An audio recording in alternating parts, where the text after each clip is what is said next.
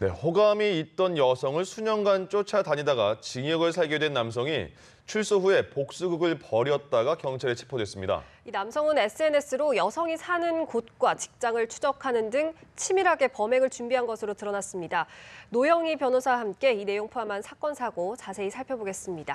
어서 오세요. 안녕하세요. 네, 안녕하세요. 예, 저도 내용을 봤는데 이게 굉장히 소름 끼치도록 끔찍하더라고요. 너무 집요한데 사건 내용 좀 간단하게 설명 좀 해주시죠. 네, 2015년 1월에 그 경남 창원에 살고 있던 20살짜리 김모 씨라고 하는 분이 어떤 그 전주에 살고 있던 여성분하고 같이 게임을 하게 됩니다. 예. 근데 게임을 하는데 상대방이 말투가 상냥하고 상당히 태도가 너무 마음에 들어서 사귀자는 제안을 했으나 거절당했죠. 예. 그러고 나니까 SNS에 메시지를 보내서 뭐 모욕적인 험담을 하기도 하고 이 사람을 너무 오랫동안 괴롭혔던 거예요. 그래서 이 여성이 참다 못해서 작년에 이 남성분을 고소를 해서 결국 명예훼손죄로 징역 10개월이 선고돼서 복역을 했습니다. 근데 예. 제가 이제 궁금한 거는 명예훼손죄라고 하는 것을 보통 저질러도 초범인 경우에는 뭐 벌금 같은 정도에 그치는 건데 네. 징역을 10개월 정도 살 정도라면 그동안 엄청나게 집요하게 괴롭혔다는 게 재판에서 아마 인정이 됐었을 거예요. 예. 근데 그런 상황에서 본인 입장에서는 억울하다고 생각을 했는지 올해 1월에 출소를 했습니다. 그러고 난 다음에 이제 이 사건을 벌이게 된 거죠. 아직까지 둘은 그러니까 실제로 본 적은 없는 거잖아요. 그렇죠. 사실 본 적도 없는데 이제 그 SNS에 그 여성분의 사진 같은 게 올라와 있고 예. 그 가족이나 이런 분들과 관련된 정보들이 올라와 있으니까 그것을 보고 아마 계속해서 더 집착하는 현상을 좀 보였던 것 같아요. 네, 결국 감옥에 있는 동안에 자신의 죄를 반성하기는커녕 좀 복수극을 준비했다는 게 어떤 심리였을지 굉장히 궁금하거든요. 그러니까 저는 이런 것들이 이분이 약간 정신적으로 좀 문제가 있는 게 아닌가라는 생각을 했는데 예. 사실 얼굴도 보지 못하고 그냥 게임상에서 만난 사람에 대해서 이렇게까지 집착을 할 수 있을 것인가. 요새 게임할 때 목소리도 같이 나오더라고요. 그렇습니다. 예, 예. 그러니까 물론 상대방이 친절하게 대해준 것이 고맙고 뭐 마음에 들 수는 있겠지만 네. 본인 입장에서 그 사람이 좋은 것하고 상대방이 날 좋아하는 건 별개의 문제인데 그렇죠. 예. 그런 것들을 구분하지 못하는 심리가 일단 이분에게 있었던 것 같고 또 하나는 나는 너를 이렇게 좋아하는데 너는 내가 너를 좋아한다는 것만으로 나를 이렇게 괴롭히는구나라는 생각을 한 거예요. 이 남성분 예. 입장에서는. 그러니까 아마도 잘못되고 그 비틀어진 현실 감각 같은 것들이 지금 그대로 반영된 게 아닌가 예. 생각합니다. 그러니까 어느 정도 집요한지를 조금만 더 말씀해 주시면 좋을 것 같아요. 이 사람이 그 여성이 사는 곳을 SNS로 막 추적한 다음에 지방까지 그 여성이 있는 쪽에 내려가서 일도 구하면서 거기서 계속 숙식을 했다면서요. 그러니까 이분이 참 머리도 되게 좋은 편인 것 같아요. 예. 우리 같으면은 예를 들면 어디 사는지 잘 모를 때 네. 그냥 어디 사는가 보다라고 하고 넘어갈 텐데 그렇죠. 이분은 SNS에 올라온 사진들을 다 면밀히 분석을 해서 그 네. 특징들을 확인을 한 다음에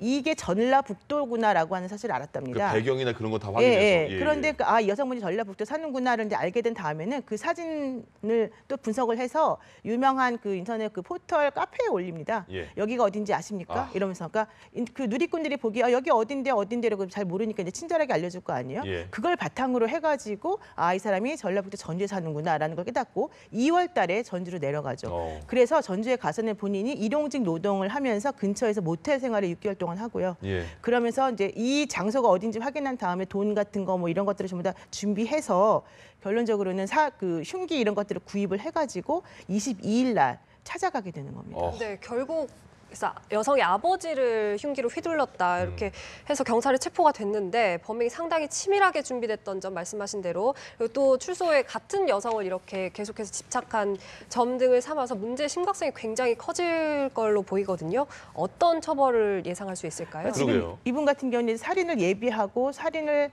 저지르러 갔다가 미수에 그쳤다라는 지금 혐의를 받고 있습니다. 예. 그래서 살인 예비와 살인 미수죄로 지금 이제 공소가 제기될 텐데 그렇게 되면은 살인죄라고 하는 것은 사형, 무기 혹은 5년 이상 유기징역이에요. 예. 네. 그렇다면 5년부터 30년까지가 이제 유기징역의 상한이기 때문에 만약에 유기징역형을 선고하게 되면 30년까지인데 문제는 이분이 지금 올해 1월에 출소하지 않았습니까? 예. 네. 그럼 누범 기간이라는 거예요. 그러니까 누범이라고 하는 것은 형의 집행을 종료한 이후에 3년 내에 또다시 중한 죄를 저지른 경우에는 예. 형의 200까지 가중할 수 있는 그런 것이거든요. 네. 그렇다면 원래는 30년이 이제 유기징역 상한이니까 만약에 유기징역 선택해서 60년까지 살 수 있느냐? 근데 이제 우리나라는 그래도 유기징역은 50년까지만 살아라는 게 있기 때문에 네. 기본적으로는 5년에서 50년까지 살 수 있어요. 그런데 일반적으로 살인 미수는 보통 우리가 살인죄를 보통 권고형은 11년 정도를 기준으로 하거든요. 예. 살인 미수는 그 절반 정도를 보통 하고 또 합의가 되면은 뭐 집행유예도 해주는데 이번 사건 같은 경우에는 예. 범행 동기가 매우 좋지 않고 네. 매우 치밀하게 상대방을 많이 괴롭혔었고 특히 이분이 그 출소한 이후에 여자분한테 그 사진을 다시 보내면서 그 SNS 메시지를 보내면서 나 너 여기 어딘지 아니까 찾아가겠다. 이런 식의 그런 메시지를 보냈고 그래서 여성분이 놀래서 신변 보호 요청을 경찰에 하기도 했거든요. 그러니까 상당히 오랫동안 아마 정신적 고통이 시달렸을 거예요. 예. 그런 것들을 생각해 본다면은 이분에 대해서는 사실은 엄청나게 중한형이 선고가 되어야만 하지 않을까 싶습니다. 이게 그런 거죠. 그 사진 배경이 그 여성의 배경이 있는 사진을 찾아갔더니 거기가 여성의 아버지 회사였고 그래서 여성은 없었고 그래서 아버지를 둔기로 이렇게 해서 뭐 살인 미수가 된 건. 그러니까 이제 이 남성분은 예. 사진에 여성분이 찍혀 있으니까 예. 이 여성분의 사무실인가 보다라고 생각을 해서 이제 장소가 어딘지를 인터넷 카페에 올려서 알아냈잖아요. 예. 그리고 난 다음에 거기를 찾아갔는데 여성은 당연히 없었겠죠. 네. 알고 봤더니 거기는 여성의 아버지 사무실이었고 여성의 아버지 사무실에 놀러 갔다가 찍은 사진이었다는 건데 가보니까 이제 남성분이 당신 누구냐 볼 일 없으면 가라 예. 이러니까 이제 기분이 나빴다는 거예요. 그래서 흉기를 수차례 배 등을 이렇게 해서 찔렀고 그래서 이제 많은 중상을 입었지만 결국 생명에 지장이 없는 걸로. 그나마 그리고, 다행이네요. 예, 그리고 예. 그 근처에 그러니까 같이 있던 직장 동료들이 이제 이 사람을 제압을 해서 신고를 해서 결국 이제 잡힌 상황이 되었습니다. 이게 최근에도 그렇고 뭐 이렇게 막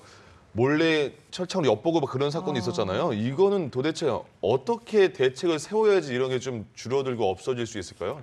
어렵겠지만. 사실 이제 스토킹에서부터 시작된 범죄인데 이 범죄는 예. 그게 안 당해본 분들은 잘 몰라요. 얼마나 네. 고통스러운지를. 왜냐하면 자신의 일거수일투족이 모두 감시를 당하는 거고 음. 어디에 숨어 있다가 나를 괴롭힐지를 모르기 때문에 사실은 제대로 살 수가 없는 건데 예. 이런 사람들에 대해서는 스토킹 범죄부터 시작해서 아주 중한형에 처하는 게 첫 번째이고 두 번째로는 전자발찌 같은 것들을 통해서 이제 위치 추적을 항상 할 수 있도록 하고 거주지를 제한시키는 것이 가장 필요할 것으로 지금 보이고요. 예. 가석방 같은 것도 가급적이면 해주지 않는 방향으로 하는 게 맞지 않을까 싶습니다. 그렇군요. 네, 알겠습니다. 그리고 다른 화제로 좀 넘어가 볼까 하는데요. 예. 가수 고 김광석 씨의 부녀 사망 의혹이 재점화되고 있습니다. 이 딸 사망 관련 의혹이 지금 서울지방경찰청으로 이첩이 됐는데 예. 앞으로 어떤 부분에 수사에 초점이 맞춰지게 될까요? 그러니까 이게 이첩됐다는 게 어떤 의미인가요? 그러니까 중부경찰서에 원래는 처음에 사건이 이제 접수가 됐었었는데 예. 지금 서울지방경찰청 광수대 광역수사대로 넘어갔어요. 이제 네. 넘어갈 때 이유가 뭐냐 물어봤더니 중부경찰서에는 이 사건을 수사할 만한 여력이 별로 없으니까 네. 이제 더 적극적이고 제대로 된 수사를 하기 위해서 광역수사대로 넘겼으면 좋겠다라는 의견을 같이 보냈다는 거거든요. 예, 예. 그러니까 그 얘기는 경찰에서 이 사건을 가볍게 다루지 않고 좀 적극적으로 보겠다라고 한 얘기가 되고요. 네. 그렇다면 지금 살펴봐야 될 것이 사망 경위. 또 당시에 그 부검 소견서라던가 아니면은 의사들이 사인을 불명이라고 말하면서 처음에 그 기록했던 작성 뭐 진료 기록 같은 것들이 있거든요. 예. 그런 걸 확인해야 될 것 같고요. 사망 후에 서혜순 씨가 어떤 식의 행적을 벌였는지, 왜 사망하자마자 경찰에 먼저 사망 신고를 해버렸는지. 우리는 보통 장례식을 치르고 한참 있다가 그렇죠. 하잖아요. 근데 예. 이분은 경찰서에 사망 신고를 빨리 해버렸고 장례도 치르지 않았거든요. 이런 것들부터 시작해서 다 살펴봐야 되고 또 하나는 당시에 이 분이 소송 중이었기 때문에 예. 소송 중에 이 아이가 사망해야 될 만한 이유가 있었는지, 즉 아이의 사망으로 인해서 이 여성분에게 어떤 이득이 돌아가는지, 그리고 또 그때 당시 문제가 됐던 저작권이라던가 그런 여러 가지 재산적인 문제가 있는데 예. 그런 것들을 현재 어떤 식으로 이분이 관리하고 있는지 이런 것들을 전반적으로 다 살펴봐야 될 것 같습니다. 네. 지금 보니까 2007년에 이제 그 딸 서현 양이 사망을 한 거잖아요. 이제 10년이 지났고 그리고 최근까지도 서현 양에 대해서 물어보면 미국에 있다. 그리고 뭐 시댁은 뭐 물어보지 않아서 말을 안 했다고 하는데 친정엄마한테까지도 말을 안 했다는 거잖아요. 그러니까 이제 이상호 감독, 이상호 기자랑 진실공방이 벌어질 텐데 어떤 점에 좀 포커스를 맞춰볼 수 있을까요? 근데 지금 2007년 12월 23일 날 아이가 사망을 했는데 네. 2008년 10월에 대법원에서 이제 판결할 때까지 사실은 시간이 많이 있었었다. 예, 예. 네. 근데 왜 한마디도 말하지 않는가? 특히 본인의 엄마인 외할머니에게 아기의 외할머니한테까지 알리지 않았던 것은 이상하지 그렇죠. 않냐? 이제 네. 그런 의문이 있는데 제가 이제 이 서혜순 씨 입장에서 한 가지만 조금 변명을 해주자면 예. 서혜순 씨 입장에서는 사실 아이하고 자기가 공동으로 피고가 돼서 소송이 진행 중이었어요. 그런 상황에서 서혜순 씨 입장에서는 아이를 살려주는 게 좋았기 때문에 아이의 사망 소식을 재판부에 알리지 않은 거잖아요. 그렇다면 아이가 사망을 하게 되는 것은 본인이 의도하지 않았을 가능성이 크다는 거예요. 예, 예. 지금 현재 의혹을 제기하고 있는 분들은 김광석 씨 사망도 타살일 것이다, 아이의 네. 사망도 타살일 것이다라는 의견이 먼저 많은데 예, 예. 이 엄마 입장에서 보자면 아이가 살아있는 것, 일단은 소송 끝날 때까지라도 최소한 살아있는 게 본인에게 유리했을 텐데 네. 그러니까는 사망 소식을 알리지 않았겠죠. 네. 만약에 알리는 게 유리했다고 그런다면 사실 알렸을 텐데 그렇기 때문에 아마도 아이의 사망은 사실은 엄마가 주장하는 말대로 됐을 가능성은 좀 있다. 예. 다만 그럼에도 불구하고 서혜순 씨가 굳이 아예 사망 소식을 알리지 않은 것은 사실 왜 그런지 이유가 좀 밝혀져야 된다. 예. 또 하나는 그때 당시에 그 할아버지, 그러니까 이 서현 씨의 할아버지, 김광석 씨 아버지하고의 그런 합의서 같은 것들을 서혜순 씨가 먼저 어겼거든요. 예. 그런 것들로 인해서 얻어지는 재산적 이득이 있었을 텐데 그런 것들을 다른 사람들에게 알리지 않고 도대체 누구랑 공유하려고 했던 것인가? 당시의 동기 같은 것들은 무엇이었는가? 이런 것들 이제 확인해봐야 될 것 같고 예. 이제 그럼에도 불구하고 아마 아직까지는 지금 명확하게 사실관계가 밝혀진 건 아니니까 좀 조심스럽게 다뤄야 될 필요성이 있습니다. 예. 네, 그리고 이 문제가 정치권으로까지 외연이 지금 확장되고 있는데 안민석 의원 등이 이른바 김광석법을 이제 개정하겠다 발의를 추진하고 있는데 국회 통과 가능성은 어떻게 보십니까? 잘 모르겠어요. 태완이법 같은 경우에는 이제 살인 사건의 공소시효를 없애자라고 하는 법이었는데 예. 그게 통과되는 것도 사실 쉽지는 않았었습니다. 근데 어쨌든 태완이법이 통과되면서 그 2000년도 이전에 있었던 그 2000년도 8월 이전에 있었던 사건에 대해서는 공소시효가 그냥 다 완성이 됐을 테니까 네네. 그거는 그냥 건드리지 말자라고 해서 사실은 김광석 씨 사건이 1996년에 이미 사망했기 때문에 이제 끝난 건데 이것을 새롭게 발의하는 내용은 이미 공소시효가 지났다 하더라도 그 범인에 대해서 혹시라도 새로운 단서가 발견된다면 새롭게 수사를 시작해도 좋다라고 하는 거를 이제 의미하는 거거든요. 예. 네. 근데 바로 그게 바로 좀 약간 구성 요건상 너무 애매한 부분이 많아요. 어떤 네. 게 새로운 단서인지, 아. 어떤 게 살인 사건의 공소시효 끝난 거를 다시 일으킬 만한 정도의 것인지를 확인하는 것이 쉽지가 특정하기 않아서 애매하군요. 그 부분이 사실은 어떻게 될지 모르겠습니다. 예. 그러니까 김광석법이라는 게 그러니까 살인 사건에 대한 공소시효를 없애자는 말이 많잖아요. 그럼 변호사님께서는 이런 법에 대해서 어떻게 생각하시는지 네, 저는 궁금합니다. 살인 사건 같은 중한 범죄에 대해서는 공소시효를 없애는 게 맞다고 보고 예. 특히 공소시효 제도가 있는 이유 같은 것들은 이제 그 안정성 같은 것들을 추구하기 위한 것인데 예. 그래도 아마 기존에는 이제 DNA 검사라든가 이런 기법이 발달하지 않아서 그냥 묻혀버린 경우가 되게 많았었거든요. 예. 근데 이제 지금은 기법이 발달했으니까 가급적이면 밝혀질 수 있을 것으로 조금 보이고 다만 그럼에도 불구하고 이제 이미 끝난 혹은 태완이법을 우리가 이제 솔직히 이제 그 입법할 당시에 그 기존의 것은 그냥 건드리지 말자라고 했던 게 있었으면 네. 그거는 그대로 지켜주는 게 맞지 않나 생각합니다. 네, 그리고 진선미 의원은 서 씨가 소송 사기를 했다 이런 의혹을 제기하고 있거든요. 예. 이철성 경찰청장도 이제 가능하다면 수사를 하겠다 언급을 했는데 소송 사기죄 성립이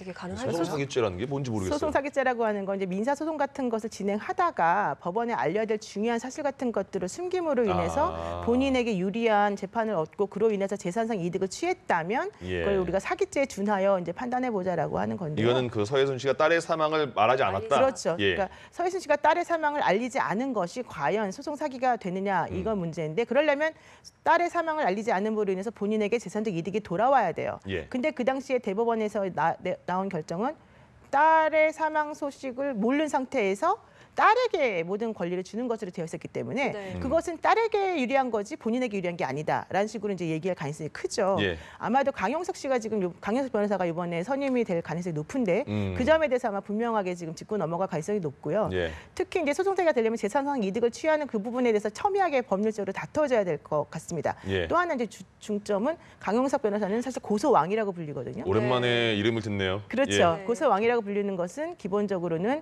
뭐 인터넷이라던가 이 서혜순 씨에 가해진 여러 가지 의혹들이 좀 지나치다라고 생각해서 아마 강용석 변호사를 선임하려고 하는 것 같아요. 예. 그렇다면은 다들 조금 말조심들을 해야 되는 필요성도 있어요. 그렇군요. 네. 쉽지 않을 것 같은데요. 예. 자, 오늘 말씀 여기까지 들어야겠습니다. 지금까지 노영희 변호사와 함께했습니다. 고맙습니다. 네, 고맙습니다. 예.